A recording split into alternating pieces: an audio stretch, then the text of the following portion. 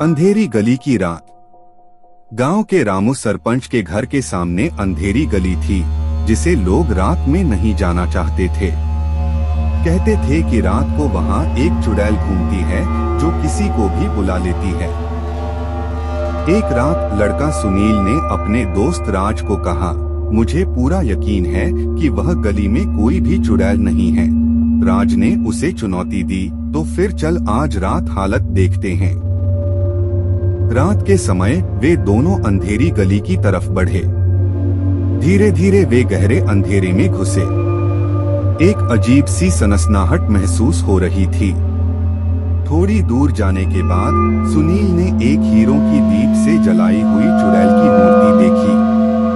राज ने हंसते हुए कहा, देखा, कहा था ना। लेकिन सुनील की आंखों में एक अजीब सी चमक थी, जैसे कि चुड़ैल उसे बुला रही हो। वह डर से बिल्कुल भी हिल नहीं पा रहा था। तभी अचानक वे दोनों कुछ अजीब आवाज सुने। कौन है? एक गहरी और भीषण आवाज आई। सुनील और राज ने एक दूसरे की ओर देखा, पर उन्हें वहां कोई नहीं दिखाई दिया। आवाज फिर से आई, तुम दोनों कौन हो? सुनील ने डर से गरजते हुए आवाज लगाई, हम यहाँ कोई गलती से आ गए हैं। आवाज बोली, मुझे तुम्हारी सजा देने का अधिकार है। धीरे धीरे चुड़ैल की मूर्ति से एक भूतनी निकली। उसकी आंखों में भयानक ज्वाला थी। वह उन दोनों को घेर ली। राज डर के मारे भागने लगा, पर सुनील को वहां से भागने का कोई रास्ता नहीं दिखाई दे रहा था। भूतनी ने सुनील के पास जाकर कहा, तुम मुझे मेरी मूर्ति की सजा क्यों नहीं दे रहे हो? सुनील ने कहा, मैं तुम्हें सजा दे सकता हूँ, पर मुझे वो दिखाई दो जिसने तुम्हें यहाँ बंधक बनाया है। भूतनी चौंकी और बोली, तुम उसे कैसे जानते हो?